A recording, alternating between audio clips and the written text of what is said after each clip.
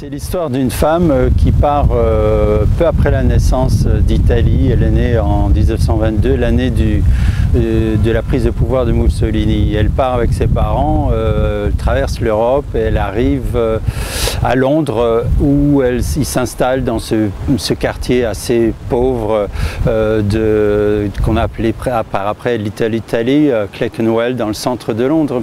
Et là, à Londres, plus tard, en fait, quand elle devient adolescente, elle découvre un pays, une culture, une ville qui n'est pas la sienne, où elle ne se sent pas chez elle, où elle a gardé en fait, sans le savoir, des racines ailleurs en Italie. Je suis du côté maternel d'origine italienne, et donc je connais les questions des immigrés italiens, de cette question d'identité qui se trouve ailleurs. Je vis dans un environnement multiculturel et je ne voudrais pas vivre dans un autre environnement. Mais en même temps, il y a toujours ce miroir qu'on vous renvoie qui vous dit « mais vous n'êtes pas exactement là où vous devez être ». Quand Mussolini, petit à petit, va apprendre à ces Italiens, à l'étranger, à ces immigrés, qui ne sont pas justement des immigrés, mais des Italiens qui représentent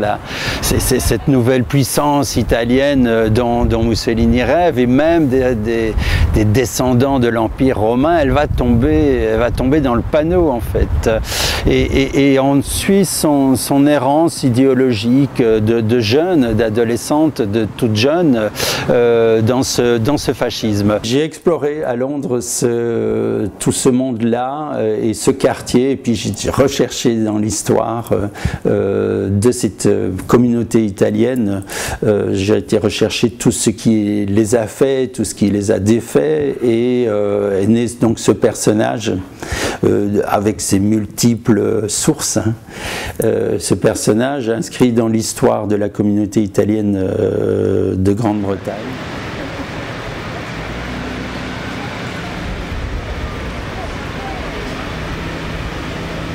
Le père de Vera, Augusto, se noie dans un naufrage. Un navire qui est torpillé, ironie du sort, par un sous-marin allemand, c'est-à-dire par des alliés de ces Italiens. Ça va la réveiller, Vera, ça va lui faire comprendre que tout cela était une farce, était en tout cas une utopie, et elle va perdre tous ses repères. Elle va perdre les repères avec la Grande-Bretagne, elle va les perdre avec l'Italie. Je me suis rendu compte en l'écrivant et puis en écoutant, en lisant tout ce qui se passe autour de moi et tout ce qui se passe en particulier maintenant, que c'était finalement lié à des questions très actuelles, la question de l'identité, de l'identité et du lieu. Est-ce qu'on peut se créer une identité ailleurs que là où on croit, ou ailleurs que sont ses racines? Est-ce qu'on peut avoir plusieurs cultures? Est-ce qu'on peut avoir plusieurs langues? Et aussi, est-ce qu'on peut avoir des racines et les dépasser? C'est un roman, donc ce n'est pas une prise de position. Et je vais, avec ce personnage, jusqu'au bout de la question et jusqu'au bout des possibilités, et ça aboutit parce que c'est l'histoire de cette femme et de ce fils et de ses parents, elle, parce que les parents ont aussi un rôle important dans l'histoire.